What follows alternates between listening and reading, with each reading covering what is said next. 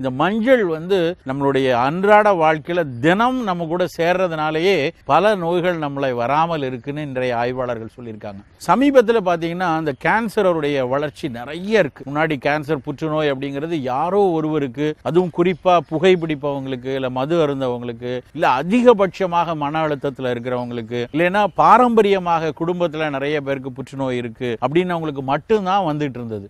ஆனா இன்றைக்கு சமீபமாக நிறைய பேருக்கு வந்து இளம் வயதுல, ரொம்ப 30 வயதுல, நடுத்தர வயதுல எல்லாம் புற்றுநோய்கள் அதிகமா இருக்கு. அப்படி இருந்தால் கூட இந்த குடல் புற்றுன்னு சொல்லக்கூடிய மலக்குடல் புற்று, இல்லைன்னா கார்சினோமா, இல்லைன்னா வந்து கோலன் கார்சினோமாங்கிற மேற்கத்திய நாடுகளை விட இந்தியாவில் ரொம்ப ரொம்ப குறைவா இருக்கு அப்படின்னு ஆய்வாளர்கள் சொல்லியிருக்காங்க. அமெரிக்காலையும் யூரோப்லையும் பார்த்தீங்கன்னா நிறைய புற்றுநோய்கள் வந்து குடல் பகுதியில தான் வருது. ஆனா நமக்கு வந்து அந்த பகுதியில் அதிகம் வரல. ஏன் அப்படின்னா நாம அன்றாடம் பயன்படுத்தக்கூடிய மஞ்சள் ஒரு முக்கியமான காரணம்.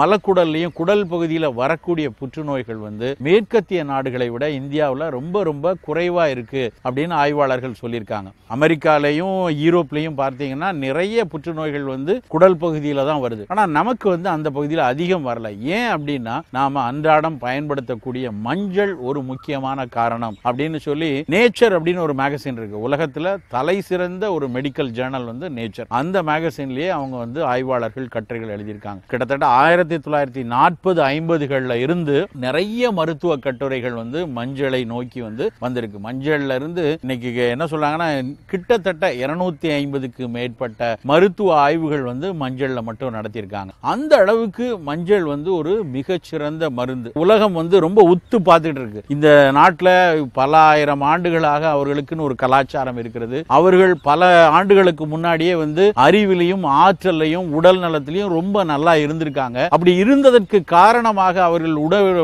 உடல் உழைப்பிலையும் அவர்களுடைய உணவிலையும் ஏதோ நல்ல விஷயங்கள்லாம் இருக்கு அப்படிங்கறத தெரிஞ்சுக்கிட்டு தான் உடல் உழைப்புல யோகா போன்ற விஷயங்களை, உணவுல வந்து இந்த மாதிரி மணமூட்டிகளை, மூலிகைகளை எல்லாம் வந்து மற்ற நாடுகள், மற்ற ஆய்வாளர்கள் எல்லாம் உத்து பார்த்துட்டு வராங்க. அப்படி பார்த்து இந்த மஞ்சள்ல கண்டறிந்த விஷயங்கள் பாத்தீங்கன்னா ரொம்ப ரொம்ப வியக்கத்தர விஷயங்கள்லாம் இருக்கு. நம்ம நாட்டில் பாத்தீங்கன்னா இந்த மஞ்சள் வந்து இவ்வளவு பயனுள்ளது அப்படிங்கறதுனால தான் இதை வந்து எல்லா இடங்கள்லையும், நான் உணவுல மட்டும் இல்லாம ஒரு பண்டிகைனாலோ இல்ல ஒரு விசேஷம்னாலோ இல்ல ஊர் திருவிழாக்களா இருந்தாலும் எல்லாத்திலையுமே மஞ்சளை பயன்படுத்துறது வந்து மிக அதிக புழக்கத்துல இருக்கு. ஏன் அப்படின்னு சொன்னா ஒரு அடிப்படையான ஒரு விஷயம் வந்து மஞ்சள் வந்து வைரஸ் பரவுதலை தடுக்கக்கூடிய ஒரு ஆற்றல் உண்டு. ஒரு திருவிழா இல்ல ஒரு கூட்டம் இல்ல வீட்டுல ஒரு விசேஷம், 100 பேர் வராங்க. அந்த 100 பேரும் ஒவ்வொருத்தரும் ஒவ்வொரு ஊர் பகுதியில இருந்து வந்திருக்கலாம். ஒவ்வொரு வகையான நோய்களையே தங்களுக்குள்ள வச்சிருக்கலாம். அதுல ஒரு சிலர் வந்து தொற்று கிருமிகளோடு அவர்கள் வந்து அந்த இடத்துக்கு வந்திருக்கலாம். அப்படி வரும் பொழுது அந்த கிருமி அந்த வீட்டுல இருக்க மற்றவங்களுக்கு எல்லாம் பரவிடக்கூடாது அப்படிங்கிறதுக்காக தான் வாசல்லையே மஞ்சள் தெளித்து அனுப்பக்கூடிய ஒரு வழக்கம் இருந்தது. மஞ்சள்ல இருந்து வரக்கூடிய ஒரு மனம் வந்து சைனசைட்டிஸ் அப்படின்னு சொல்லக்கூடிய மூக்கடைப்பு, நீரேற்றம், தும்மல், இந்த மாதிரி விஷயங்களுக்கு அந்த மஞ்சளுடைய மனமே அதனுடைய வியாதியை வந்து மட்டுப்படுத்தும்னு கண்டுபிடிச்சிருக்காங்க. ஒரு ஆஸ்துமா நோயாளியா இல்ல தும்மல் வந்து சைனசைட்டிஸ் பர்சனா அவங்க வந்து வாரத்துக்கு 2 நாள் அந்த மஞ்சளை சுட்டு முகர்ந்து கொண்டு வரலாம். இன்றைக்கு நம்ம எல்லாம் பார்த்திருக்கோம், ஸ்டீவ் ஆப்ஸ் சொல்லிட்டு அந்த ஆப்பிள் நிறுவனத்தினுடைய தலைவர் வந்து அவர் வந்து பாங்க்ரியாட்டிக் கேன்சர்ல இறந்து போனார்.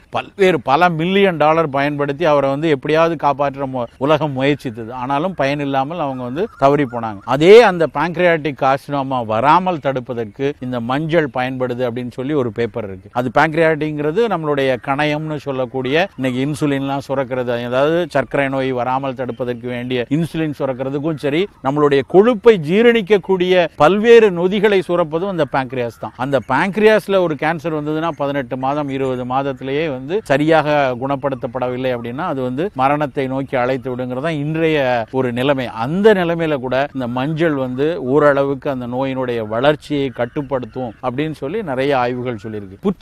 புற்றுநோய்களுக்குன்னு பாத்தீங்கன்னா இன்னதுதான் காரணம்னு நம்ம ஒரு விஷயத்தை சொல்ல முடியாது. சுற்றுச்சூழல்ல இருக்கக்கூடிய என்வாயர்மெண்டல்ல இருக்கக்கூடிய டாக்ஸின் மிகப்பெரிய காரணங்களாக பார்க்கப்படுகிறது. நம்ம பூச்சிக்கொல்லி மருந்து, உரங்கள்லாம் போட்டு விளைவிக்கக்கூடிய தாவரங்களுடைய சின்ன சின்ன நுண்ணிய கூறுகளே புற்றுநோயை உண்டாக்கிருமோ அப்படின்னு பயப்படுறாங்க. வெளியே இருக்கக்கூடிய பொருட்கள் இருந்து வரக்கூடிய கதிர்வீச்சுக்கள் புற்றுநோயை உண்டாக்கலாம். தொடர்ச்சியான மன அழுத்தம் புற்றுநோயை உண்டாக்கலாம். நம்ம சாப்பிடக்கூடிய உணவுகள் இல்லைன்னா மது, புகை, இந்த மாதிரி விஷயங்கள் புற்றுநோயை உண்டாக்கலாம். உண்டாக்கலாம். இவை ஒவ்வொன்றும் உடல்ல ஒவ்வொரு பிசியாலஜிக்கலா ஒவ்வொரு விஷயங்களை தூண்டி புற்றை உருவாக்குறது அப்படின்னு கண்டுபிடிக்கிறாங்க. இப்படி எந்த விஷயமாக ஒரு 10 காரணம் வச்சுக்கோங்களேன், அந்த 10 காரணத்தையும் மாடுலேட் பண்றதற்கு, அந்த 10 காரணங்களாலும் புற்றுநோய் வராமல் தடுப்பதற்கு மஞ்சள்ங்கிற ஒரே ஒரு விஷயம் பயன்படுறது தான் ரொம்ப ரொம்ப ஆச்சரியமான ஒரு விஷயம். எந்த உணவு நம்ம தயாரித்தாலும் கடைசியில கொஞ்சம் மஞ்சள் தூள் போடுறோம். ஒரு சாம்பார் வச்சாலும் சரி, ஒரு காய்கறி வதக்கினாலும் சரி, இல்ல கூட்டு செய்யறோம், பொரியல் செய்யறோம், எல்லாத்திலுமே சட்டி இறக்கும் பொழுது சூடு நல்லா வெந்ததுக்கு அப்புறம் அதனுடைய மனம் கொடுப்பதற்கு,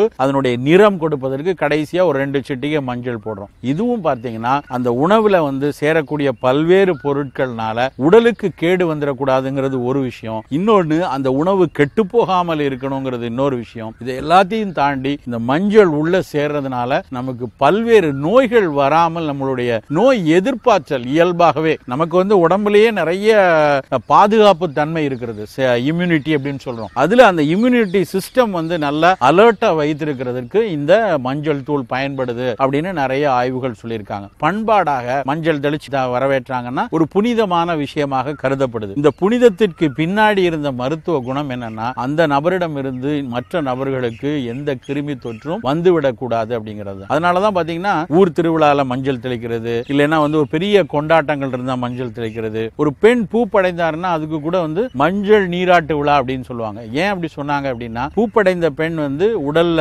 கொஞ்சம் நோய் எதிர்ப்பாற்றல் குறைந்திருக்கும். உடல் நோய் எதிர்ப்பாற்றல் குறைந்திருக்கும் பொழுது எளிதில் கிருமிகள் உடம்புக்குள்ள போயிடலாம். ஒரு பாக்டீரியா வந்துடலாம், இல்ல ஒரு வைரஸ் தொற்று வந்துடலாம். அப்படி தொற்றுக்கள் வந்து விடாமல் தடுப்பதற்கு தான் அந்த பூப்புனித நீர் அப்படிங்கறதே மஞ்சள் நீராட்டு விழான்னு சொல்றதே அதுக்காக தான். குழந்தை விளையாடும் போது தவறி கீழே விழுந்துருது. அப்போ ஏதோ ஒரு சின்ன சின்ன ரத்த காயம் ஏற்படுது. நம்ம என்ன செய்யறோம், உடனே நம்ம மனசுக்கு வர்றது என்ன, டிடி இன்ஜெக்ஷன் போடலாமா டாக்டர் அப்படின்னு கேட்டு வருவாங்க. டிடி போட்டா நமக்கு அந்த டெட்டனஸ் வைரஸ் வராமல் தடுக்கணும். அந்த டெட்டனஸ் வைரஸ் வருவதை தடுப்பதற்கு மஞ்சள் தூள் பயன்படுதுங்கிறது இன்றைய ஆய்வு முடிவு. இப்பவும் நம்ம வழக்குல பாருங்க, நம்மளுடைய பாட்டி தாத்தாலாம் எங்கேயாவது நம்ம குழந்தை கீழே விழுந்துன்னா உடனே அது மேல லேசா மஞ்சளை சுட்டு போடுப்பா, இல்லைன்னா மஞ்சள் அரைச்சு மேல பத்து போடு, மஞ்சள் தூளை போடுன்னு நம்ம சாதாரணமா சொல்லுவாங்க. அவர்களுக்கு டெட்டனஸ் கிருமியை பற்றிய அறிவு தெரியாது. அந்த ஆயுர்வேதத்துக்கோ சித்த மருத்துவத்துக்கோ அன்றைக்கு டெட்டனஸ் பற்றிய அறிவு கிடையாது. ஆனால் இன்றைய தாவரவியல் அறிவு என்ன சொல்லுதுன்னா, புண்கள்ல லேசா வரக்கூடிய பரவிடக்கூடிய அந்த டெட்டனஸ் கிருமியை இந்த மஞ்சள் தூள் தடுக்குது அப்படின்னு சொல்லி கண்டுபிடிச்சிருக்காங்க.